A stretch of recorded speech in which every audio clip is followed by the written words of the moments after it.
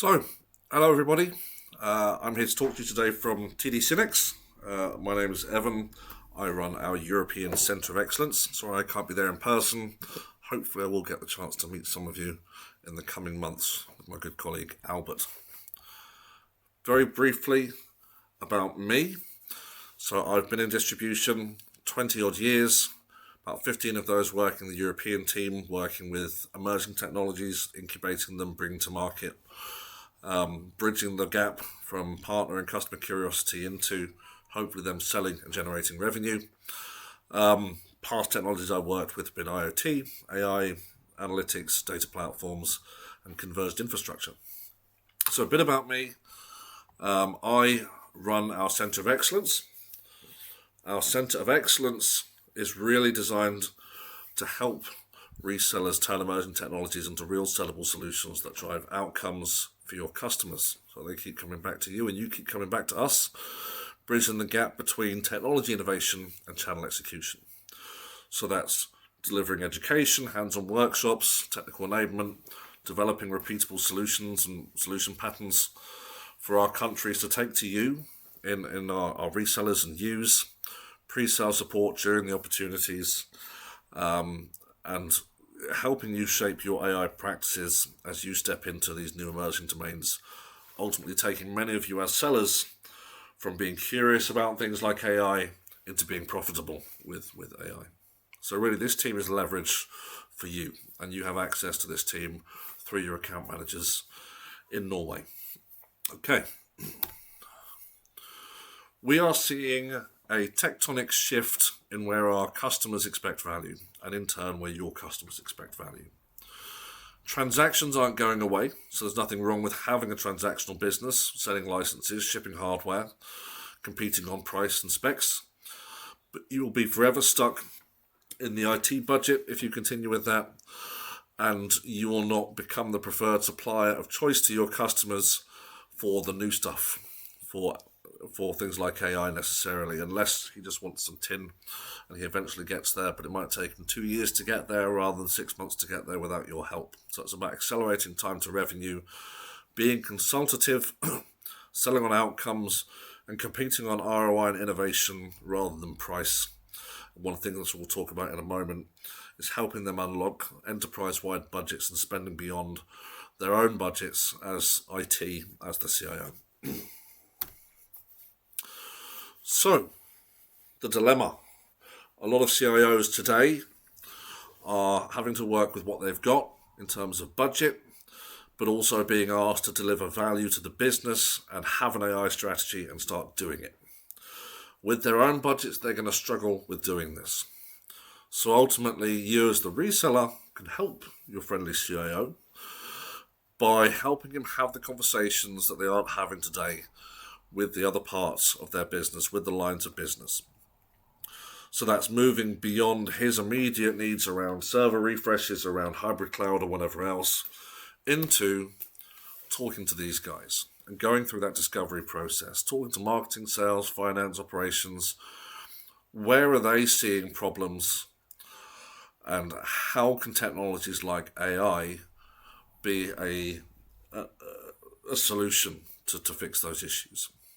And how can he approach the discussion in such a way that they start to open up collaborative budgets and bring their P&L to the table, so that IT director has more buying power, more ability to execute, because he's starting to engage with the broader enterprise P&L to be able to purchase some of these technologies, experiment with some of these solutions, scale some of these solutions across the business.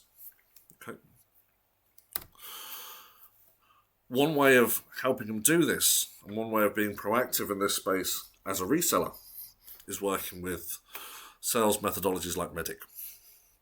So with these different lines of business, you're going to have different economic buyers, different budget owners. Find out who they are. Find out what's important to them in terms of metrics. Marketing is going to care about ROI for campaigns. They're going to care about clicks. They're going to care about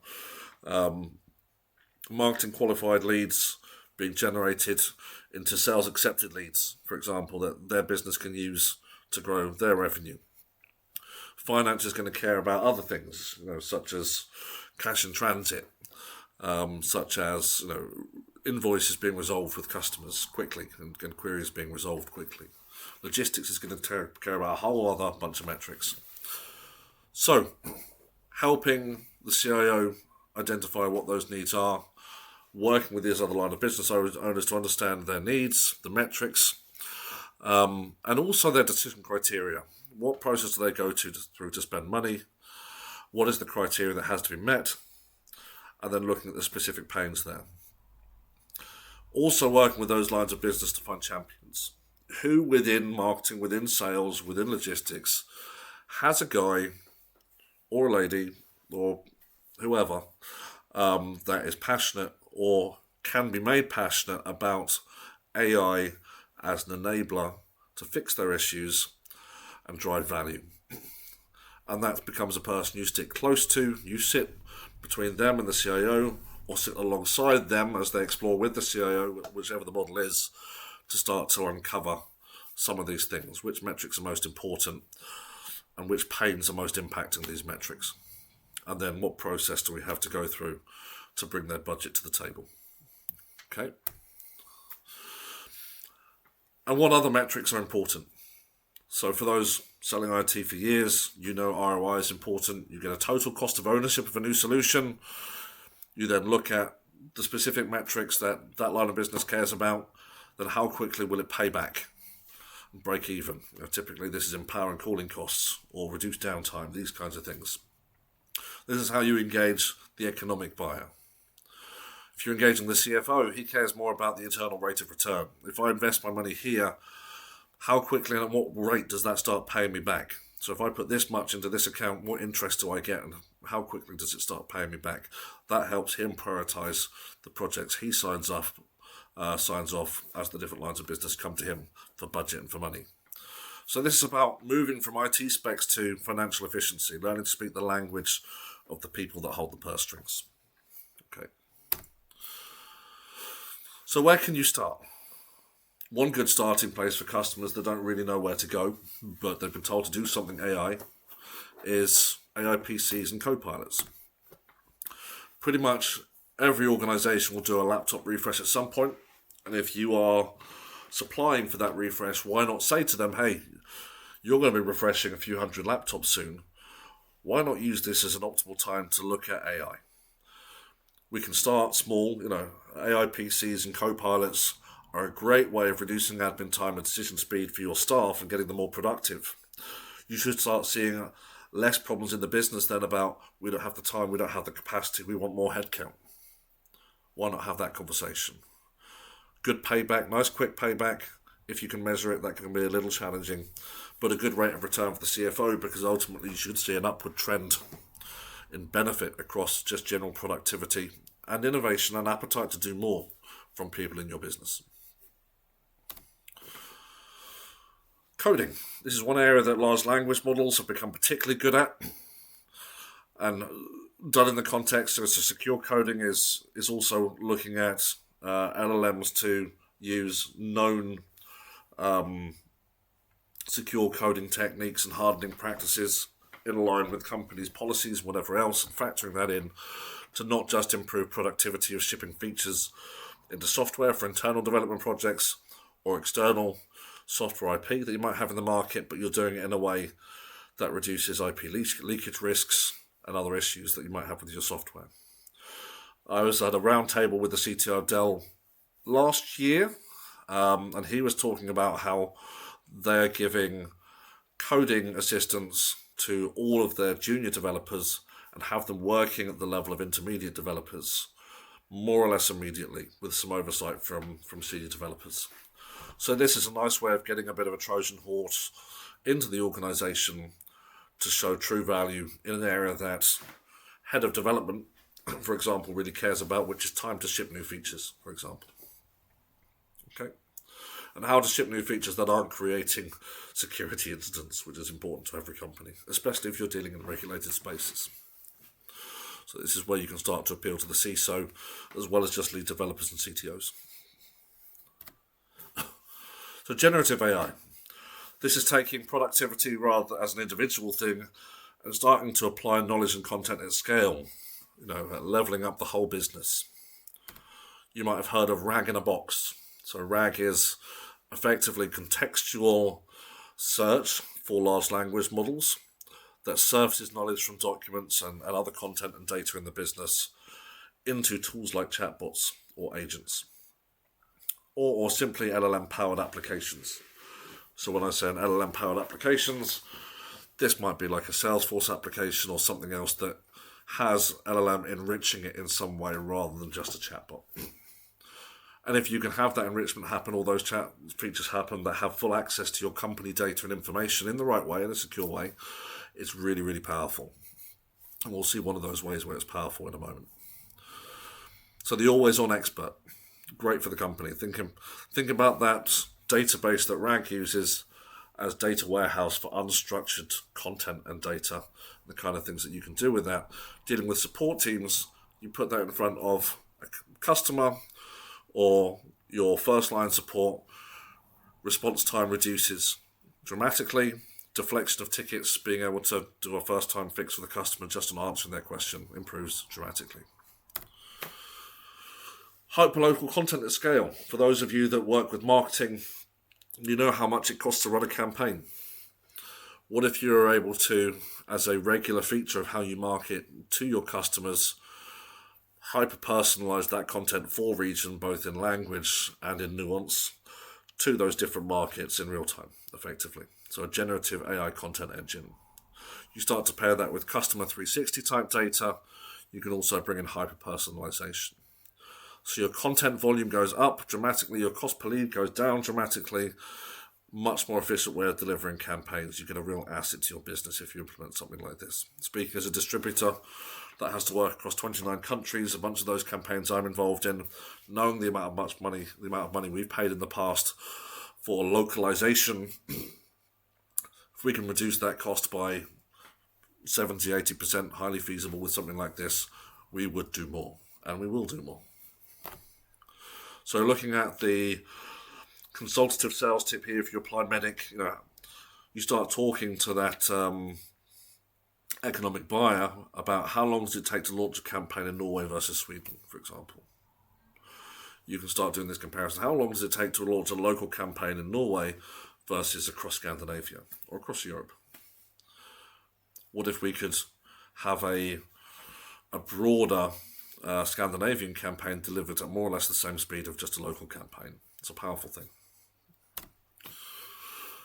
So, upping the ante a bit into slightly higher skill sets, where we start to bring in data scientists. If you don't have them, you can partner for them, but you will find that many of your customers might already have them. And some of the areas they might be having those is around fraud detection, is around demand prediction, around reducing machine failure. We'll come on to those, but fundamentally what it does is it learns from historical data across different data sets. So it might be sales data, sensor data from IoT, weather data, and it builds a mathematical model to predict the future with high confidence that you can make decisions on.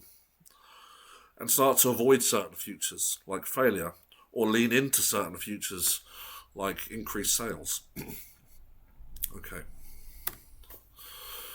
So stopping failure before it happens. In manufacturing and what we call the uncarpeted areas, it costs a lot of money if they have downtime on their production line and it's not planned. If they can't stop the line gracefully, and they don't really want to stop it at all, but if they can't stop it gracefully and predictably, they're dealing with costs of tens or hundreds of thousands of euros an hour, potentially. So being able to predict failure before it happens means they can identify the offending issue ahead of time and have that issue resolved during a scheduled maintenance window, so they can keep the machine running. In manufacturing, they talk about OEE, overall effectiveness, overall equipment effectiveness. This is a term that they apply to every machine, every line, every plant floor, every production operation. Overall equipment effectiveness, if I can speak, refers to uptime and availability, performance and quality of their manufacturing. Those are the things they measure. Many manufacturers can't measure that on a single machine or a single line on a single floor. You start to give them that ability, you bring some real benefit to the table here. Precision inventory. Retailers are under a lot of pressure when it comes to inventory management. How do they make sure that they effectively stock their physical retail stores without what they call shrink and swell. So shrinkage, which is loss due to theft or expiration, or swell, which is overstocking an unused inventory that expires and costs money. So having the right stock in the right place and the right amount, super important, especially important when you want to enable things like click and collect, enabling general e-commerce, as well as managing your store inventory from single warehouses, rather than having dedicated micro warehouses all over the place, which cost a lot of money. If you can help them get their head around precision inventory and predictive demand modeling, understanding their customers and what demand looks like at certain times of the week, times of the month, times of the year, seasonality, etc., using machine learning, you can effectively help them really innovate in this area. You'll be a powerful ally. And then we get on to computer vision, giving our AI model eyes, turning the camera into an IoT sensor that can bring knowledge and data from the physical domain into the digital, doing a number of things here. So that might be for identifying objects, for safety reasons, for example. It's important for autonomous vehicles and avoiding reindeers and people. Sorry, excuse the stereotype. Or counting people in retail stores, detecting defects with inhuman precision. When I say inhuman, that's in the positive way, not the negative. So we look at the perfect product every time. Manufacturers are under enough pressure as it is to deliver products on demand when you click on that I want it tomorrow button on Amazon, without the issue of product quality getting in the way, really helps them. So having defects on the manufacturing line, not identifying those defects quickly enough so you have returns, not identifying that you're dealing with a bad batch of materials that you're manufacturing from quick enough, has massive cost to the business. So reducing defect rate, improving inspection speed without the need for human inspectors holding everything up, super powerful. Okay.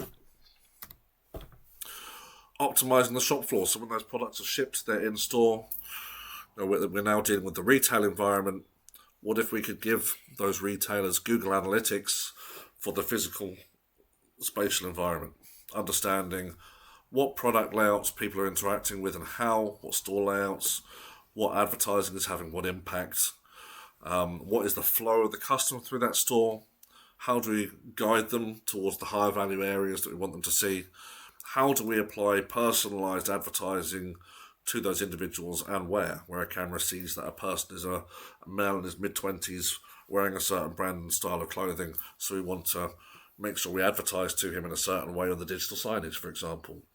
A/B testing the effectiveness of different types of signage and different types of personalization. All these things are things that you unlock when you optimize the store floor using computer vision. You're optimizing the sales per square foot, in this case, is something you're looking for. You're helping guide the user or the customer in real time, but also through your thought process and respect of the store layout that works best. So you're optimizing their journey and you're taking pressure off sales assistants in store that you want to make sure are being directed towards high value customers and customer issues. Otherwise, you've got customers waiting to talk to someone and walking out and you're not converting them. So computer vision, powerful in retail. And then we look at agentic AI, the autonomous enterprise, agents where you need them, not agents where you want to fire people, is the story here. We're not talking about replacing people in places we don't want to. We're talking about replacing people where we can be using people better. So what is an agent? Think about a chatbot that can do. It has access to tools, systems, email, etc. And it has a goal. And those goals are the same objectives you would create as a job spec for an employee. It's a digital employee in essence. It will work through and create reasoning and plan steps to achieve that goal without constant human interaction, and it will have the right guardrails and security in place to make sure that it's not going rogue. And for you security folk in the room, really important here to reinforce the value of zero trust as an implementation within the customer and good identity access management. So these agents have an identity.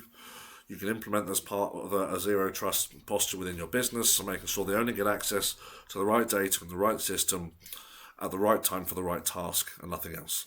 This is how you stop something behind your firewall going rogue and get them to explore the benefits of agentic AI. And what does it do? This could be a good place to start, might be in procurement.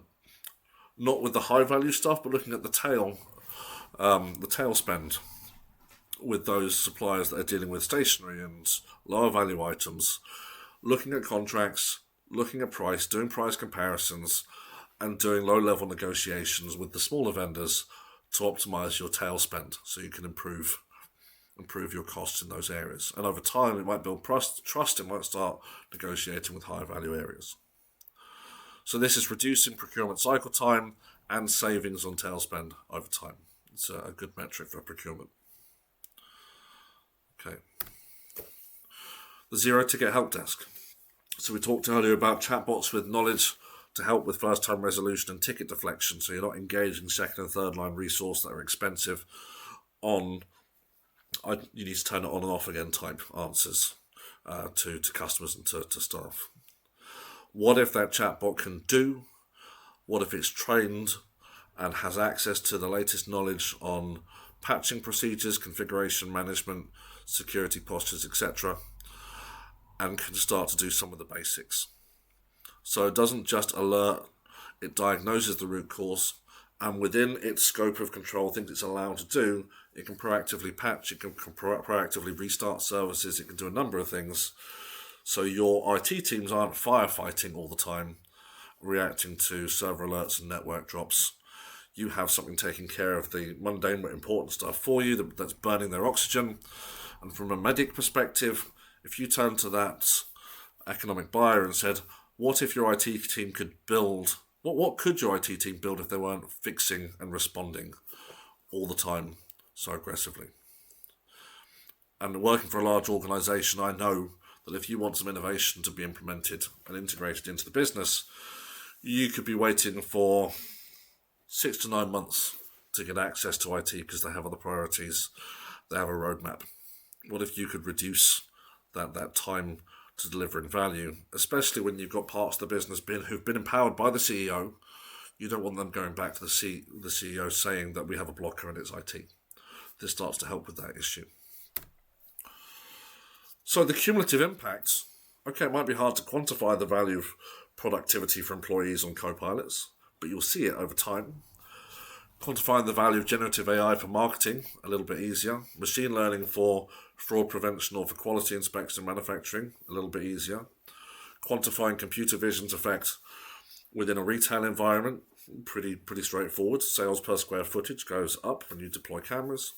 Agentic AI for low-level automation, and as over time that improves, automating more and more so people can focus on higher value strategic type things. Now that value compounds.